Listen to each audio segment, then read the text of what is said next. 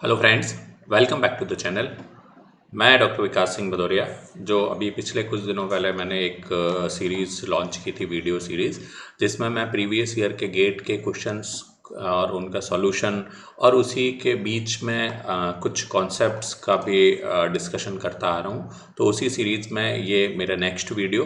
Previous videos को देखने के लिए आप डिस्क्रिप्शन बॉक्स में जा सकते हैं, जिसमें प्रीवियस वीडियोज़ की लिंक दी हुई है। तो चलिए शुरू करते हैं next video.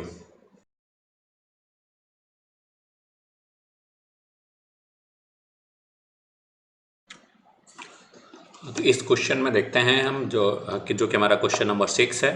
A generator is connected to a 20 MVA 13.8 by 138 kilovolt step down transformer to a transmission line. At the receiving end of the line, a load is supplied through a step down transformer of 10 MVA 138 by 69 kV rating. A 0.72 per unit load evaluated on load side transformer ratings at base values is supplied from the above system.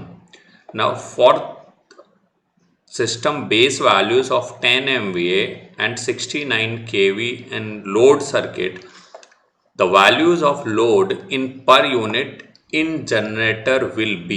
सो अगर इस question को हम ध्यान से पढ़ते हैं तो सबसे पहले मैं एक काम करता हूँ, इसका एक वन लाइन डायग्राम ड्रॉ कर लेता हूँ कि ये गिवन है कि एक जनरेटर है।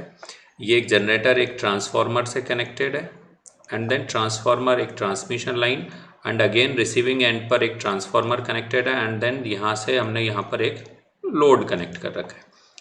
ये जो जनरेटर है इसकी जो रेटिंग गिवन है that is 20 MVA and 138 by 13.8 by 138 kV। Then जो ये ट्रांसफार्मर है ये इसकी जो रेटिंग है that is 10 MVA and 138 by 69 kV। अब अगर हम इसमें देखते हैं तो जो Z पर यूनिट है इस कंडीशन में the Z per unit is 0.72। ये जो है Z per unit for load, ये लोड के लिए Z पर यूनिट गिवन है 0.72। अब ये जो पर यूनिट इम्पीडेंस कैलकुलेट किया है लोड का, ये किसके लिए कैलकुलेट किया है? Evaluated on load side transformer ratings. तो यानी लोड साइड ट्रांसफार्मर की जो रेटिंग है that is 10 MVA and 138 by 69 kV। तो यानी 10 MVA और 69 kV। तो जो ये Z पर यूनिट कैलकुलेट किया है इसके लिए जो बेस MVA है वो है 10 MVA और बेस किलो वोल्ट है या बेस वोल्टेज है दैट इज 69 किलो वोल्ट। अब जब हमने ये आइडेंटिफाई कर लिया तो इसके बाद ये जो डेटा गिवन है for system base values of 10 MVA 69 kV, ये इसका कोई मतलब नहीं रहा क्योंकि हमने पहले ही ये डिसाइड कर लिया कि 10 MVA और 69 kV पर ये जो इम्पीडेंस है दैट इज 0.72। अब जो सेकेंड पॉइंट हमें ध्यान देना है, तो यहाँ पर एक कन्फ्यूजन ये भी हो सकता है कि ये 10 MVA 69 kV पर ही ये इम्पीडेंस दिया हुआ है और 10 MVA 69 kV पर ही हमें पूछा गया है the for the system base value of 10 MVA and 69 kV in load circuit. तो हो सकता है कि आपके दिमाग में ये आए कि जो Z पर यूनिट है ये चेंज होगा ही नहीं, क्योंकि ओल्ड बेस भी क्या था जो है ना 10 MVA 69 kV, न्यू बेस भी 10 MVA और 69 kV। तो आप क्या करें कि आपके अकॉर्डिंग ये लगे कि इसका ऑप्शन सी सही है, बट एक्चुअली ये ऑप्शन सी गलत है, क्योंकि इसमें एक और लाइन एक वर्ड और लिखा हुआ है, या एक जो है ना छोटा सा ट्विस्ट जो गिवन है वो है कि the value of load in per unit in generator will be. तो जब हम जनरेटर के यहाँ जाते हैं जनरेटर की तरफ, तो जनरेटर की तरफ आप देखेंगे यहाँ पर बेस वैल्यूज चेंज हो रही हैं। बेस वैल्यूज क्या है यहाँ पर 20 MVA और 138 kV। तो अगेन अब ये चीज़ क्लियर हुई कि ये जो प्रॉब्लम है ये चेंज ऑफ बेस वाली प्रॉब्लम है।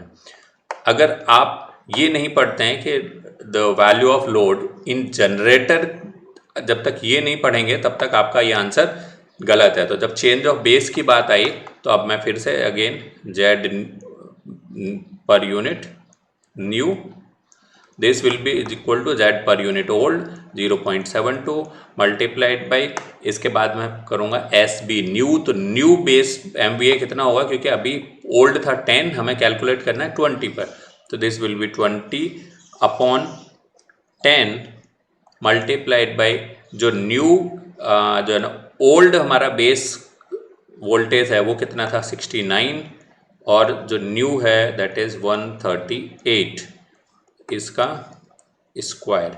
जब आप इसे सॉल्व करेंगे तो इसकी जो वैल्यू आएगी that will be 36। So the correct answer of this question will be 36। अगर आप फर्स्ट इंस्टेंट पर जाते हैं तो फर्स्ट इंस्टेंट पर हो सकता है कि आप इसका आंसर 0.72 टिक कर दें, बट जब तक आप इसकी लैंग्वेज पूरी नहीं पढ़ेंगे, that value of load in per unit in the generator will be, तब तक आप ये नहीं आइडेंटिफाई कर पाएंगे कि ये चेंज ऑफ बेस का प्रॉब्लम है। तो आई थिंक आपको ये क्वेश्चन का सॉल्यूशन क्लियर हो गया होगा, और ये भी समझ में आ गया होगा कि लैंग्वेज पूरी पढ़नी है, तभी आप करेक्ट आंसर तक पहुंचेंगे। तो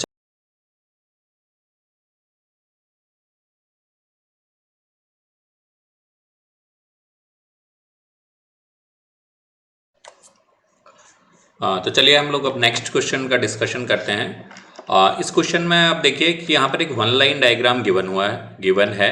एक जनरेटर G1 है, जनरेटर G2 है, ट्रांसफार्मर T1 है, T2 है एंड देन लाइन है। अब यहाँ पर देखिए generator G1, G2, T1 and T2 इन सब के लिए अलग अलग रेटिंग गिवन है। जैसे G1 25 kV 100 MVA, और जो इसका रिएक्टेंस है दैट इज 9%, यानी 0.09 per unit. Then G2 25 kV 100 MVA X जो है ना 9%, T1 25 by 220 90 MVA x is 12%, T2 220 kV by 25 kV 90 MVA, और जो रिएक्टेंस है दैट इज 12%। लाइन है वो है 200 kV, और जो इसका इम्पीडेंस है ये ओम में दिया हुआ है ना। लाइन का जो इम्पीडेंस है ये ओम में है, बजाय जो बाकी सारे इम्पीडेंसेस दिए हैं पर यूनिट में, और जो लाइन का इम्पीडेंस है ये ओम में गिवन है। तो अब इसमें अगर हम देखें, हमें फाइंड क्या करना है कि choose 25 kV as the base voltage at the generator G1 and 200 MVA as the base MVA, the impedance diagram is. तो यहाँ पर देखेंगे 4 डायग्राम दिए हुए हैं ना। अब हमारे पास अप्रोच क्या हो सकती है कि हम यहाँ पर एक तो सबसे पहली चीज़ तो ये देखिए कि ये जो है ना चेंज ऑफ बेस। अगेन जब मैं इसके सॉल्यूशन की बात करूँगा तो यहाँ पर एक चीज़ समझ में आती है हमें कि ये अगेन चेंज ऑफ बेस से रिलेटेड प्रॉब्लम है, क्योंकि ये यहाँ पर अभी 25 kV 100 MVA दिया हुआ था, और अब जो है ना हमें वैल्यू फाइंड करनी है 25 kV 200 MVA पर। तो 4 ऑप्शन है। अब एक अप्रोच तो हमारी क्या हो सकती है कि हम G1, G2, T1, T2 और ट्रांसमिशन लाइन इन सब के लिए इस न्यू बेस पर इनके इम्पीडेंसेस को कैलकुलेट करें। दूसरा ऑप्शन क्या हो सकता है कि हम ऑप्शन एलिमिनेट करते हैं। तो ऑप्शन एलिमिनेट करने के लिए यहाँ पर मैं देखूंगा कि सबसे पहले देखो जनरेटर G1 एंड G2, अगर मैं इन दोनों के वैल्यू कैलकुलेट करता हूँ रिएक्टेंस की एट न्यू बेस MVA, तो जो सेम आएगी। तो अब अगर सेम आती है तो आप देखोगे कि यहाँ पर ये 0.27 है, ये 0.27 है, तो ये भी 0.27 है, ये भी 0.27 है, ये 0.27 है, ये भी 0.27 है। ये है सॉरी ट्रांसफार्मर के लिए।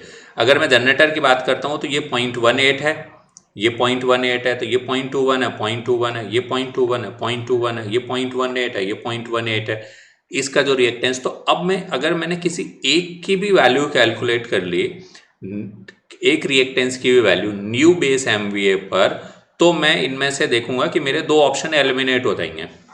तो मैं एक जनरेटर के लिए कर सकता हूँ सॉल्व पहले ऑप्शन।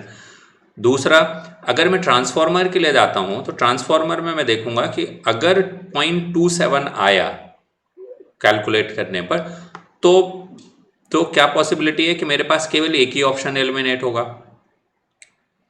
और दूसरा ऑप्शन क्या हो सकता है कि अगर जो है 0.27 की बजाय 0.3 आ गया आंसर, तो हो सकता है कि मेरे पास एक ही सॉल्यूशन में करेक्ट आंसर मिल जाए।